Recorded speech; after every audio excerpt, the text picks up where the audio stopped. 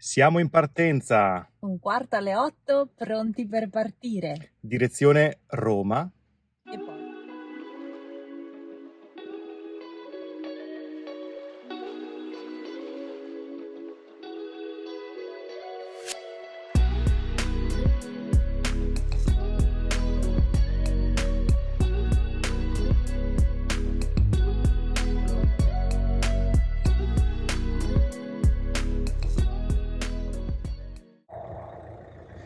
Siamo in Toscana.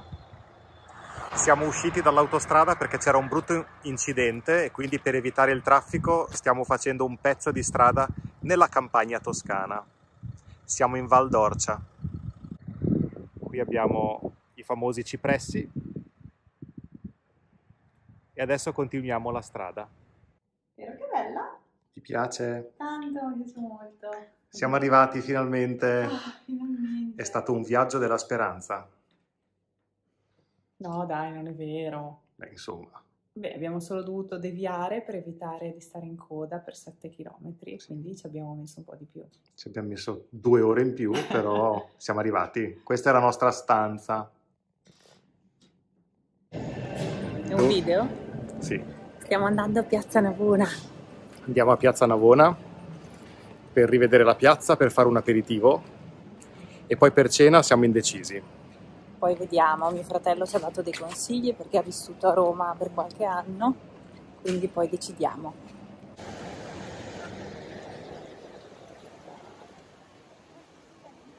Eccoci. Siamo a Piazza Navona.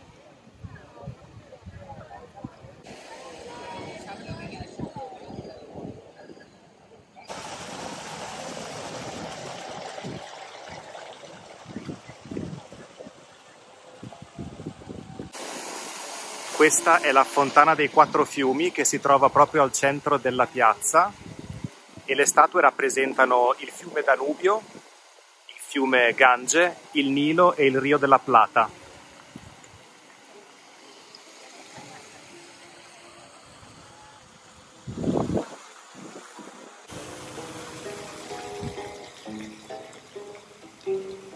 E questa è la Fontana del Nettuno.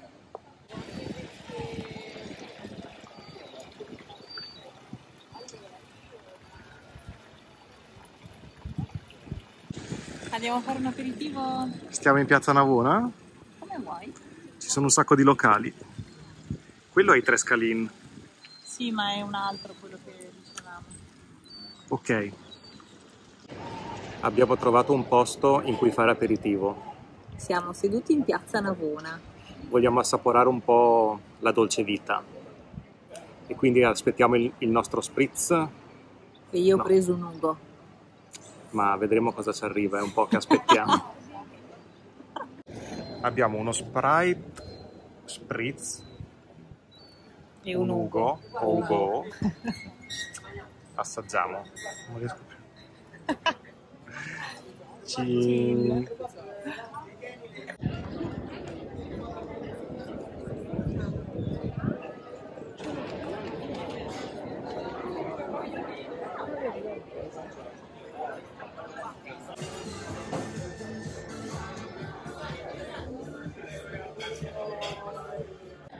Siamo arrivati in Piazza Venezia. Qui abbiamo la colonna di Traiano e l'altare della patria.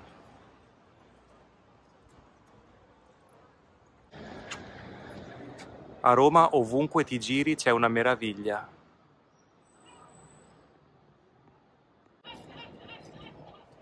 Ti piace? È bellissimo, non me lo ricordavo così bello.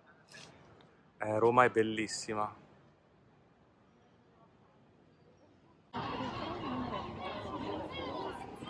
Ci sono i gabbiani che fanno un casino. Ci avviciniamo all'altare della patria.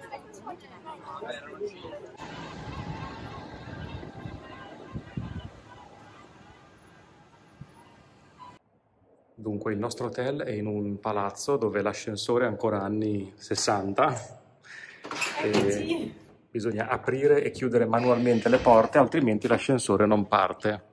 Abbiamo provato a prendere il secondo ascensore lì, ma qualcuno ha lasciato la porta aperta e quindi non funziona. Quindi adesso noi ci chiudiamo dentro il nostro ascensore, chiudiamo la prima porta, chiudiamo la seconda porta, piano, terzo piano, rumore che promette male. Speriamo bene.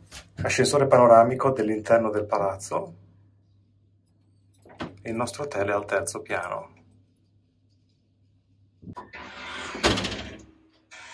Oddio, come si chiama? Devi girare la manopola. Ok.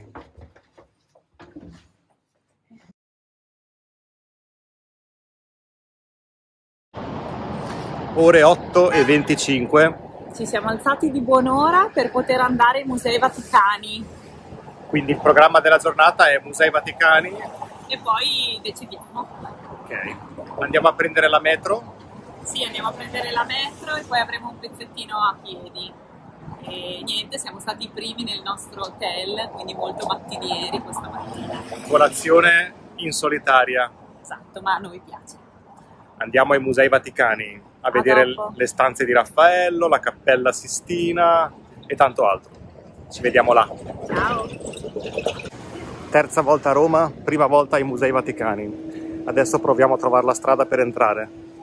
Di qua. È arrivato il momento di visitare i famosi Musei Vaticani. La visita è cominciata in un piccolo cortile esterno, dove la guida ci ha presentato la storia della Cappella Sistina e dei suoi dipinti, dal momento che all'interno della cappella non è permesso parlare. Ci ha presentato i 12 dipinti laterali, voluti da Papa Sisto IV, che ritraggono scene del Vecchio e del Nuovo Testamento. Si tratta di dipinti realizzati da nomi importanti come Pietro Perugino, Sandro Botticelli, Cosimo Rosselli. Siamo poi passati alla presentazione della Volta, dipinta dal grande Michelangelo e commissionata da Papa Giulio II della Rovere. Questa volta, vista successivamente da vicino, è davvero impressionante. Qui Michelangelo ha rappresentato una panoramica della Genesi, includendo in 3 trilogie scene come la creazione degli elementi, la creazione di Adamo e della donna, il peccato originale e l'espulsione dal giardino dell'Eden, la prova di Isacco, il diluvio universale, l'agonia e la morte di Noè. Infine, immensa e incredibile è la rappresentazione del giudizio universale, commissionata di nuovo a Michelangelo e situata sulla parete frontale della Cappella Sistina. Terminata la presentazione della Cappella Sistina, abbiamo potuto finalmente iniziare la visita vera e propria all'interno dei musei. I Musei Vaticani nascono come collezioni di scultura classica, in quanto i pontefici erano considerati i legittimi eredi della storia romana. Quindi i monumenti della civiltà romana dovevano essere conservati e valorizzati a tutti i costi. L'accesso al Museo Pio Clementino è preceduto da 2 cortili molto importanti.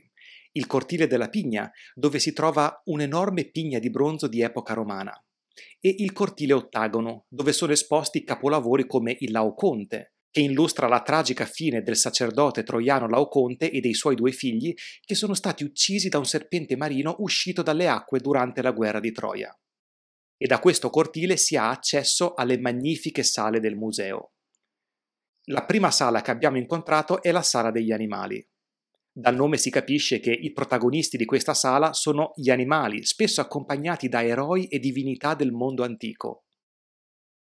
Segue la sala delle muse, dove è possibile ammirare meravigliose statue di muse, personificazioni delle arti e il famoso torso del Belvedere. Si tratta di un'antica statua di Apollonio, alla cui struttura anatomica Michelangelo si è ispirato per alcuni suoi capolavori, tra questi il Cristo rappresentato nel Giudizio universale.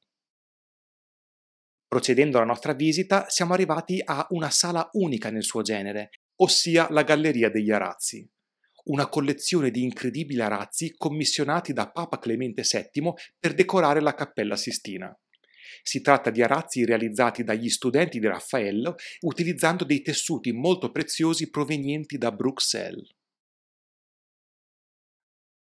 Altrettanto stupefacente è la Galleria delle carte geografiche, voluta da Papa Gregorio XIII Boncompagni, un papa molto colto che ha deciso di dedicare un intero ambiente nei pressi della Cappella Sistina alla rappresentazione della penisola italiana in 40 tavole geografiche. Quindi è possibile attraversare questa sala e ammirare tutte le regioni dell'Italia all'interno di meravigliose mappe topografiche. Prima di accedere alla Cappella Sistina è possibile ammirare le famose stanze di Raffaello. Si tratta di 4 stanze commissionate da Papa Giulio II a Raffaello Sanzio, lasciando l'artista libero di esprimersi nella realizzazione degli affreschi. Tra questi affreschi troviamo la Scuola di Atene, che è un tributo a grandi pensatori, filosofi e matematici in un contesto evidentemente classicheggiante. Oltre a questo anche la Liberazione di San Pietro, che raffigura il santo mentre viene tratto miracolosamente in salvo dal carcere da un angelo. Impressioni sui Musei Vaticani. I Musei Vaticani sono bellissimi, sono assolutamente da vedere. Io li avevo già visti, credo, una decina di anni fa. Avevo fatto però una visita molto più breve e ovviamente le stanze di Raffaello e la Cappella Sistina sono stupende. Mi è piaciuta tantissimo anche la stanza delle carte geografiche, veramente mi ha colpito, non la ricordavo. Abbiamo avuto una guida bravissima, il signor Andrea, è stato super esaustivo, ci ha detto tantissime cose e veramente proprio mi sono riempita gli occhi e il cuore di bellezza, veramente. Sì, la guida ne sapeva un sacco di tutto. Passava dalla storia alla storia dell'arte, date, veramente Sì, brava. molto bravo. Non ha usato un congiuntivo neanche a pagarlo. A me è piaciuta molto l'introduzione iniziale alla Cappella Sistina, perché all'interno della Cappella Sistina non è possibile fare riprese o fare fotografie e quindi prima di entrare all'interno dei musei la guida ci ha fatto un'introduzione, in realtà era proprio un corso. Sì, ha proprio spiegato tutto perché dentro la Cappella Sistina bisogna, ovviamente essendo un luogo sacro, è necessario mantenere il silenzio e quindi in genere le guide fanno sempre l'introduzione proprio all'inizio. Quindi fuori, tutta la visita. in un cortile esterno, ci ha dato le informazioni principali sulla Cappella Sistina, cosa che non avrebbe potuto fare all'interno della Cappella Sistina, dove è necessario mantenere il silenzio e non è possibile fare foto e riprese. Quindi ci ha raccontato un po' la storia della Cappella Sistina, dei pittori che hanno contribuito a realizzarla e anche le raffigurazioni, i dipinti che ci sono all'interno. Quindi quella è stata la cosa che mi è piaciuta di più.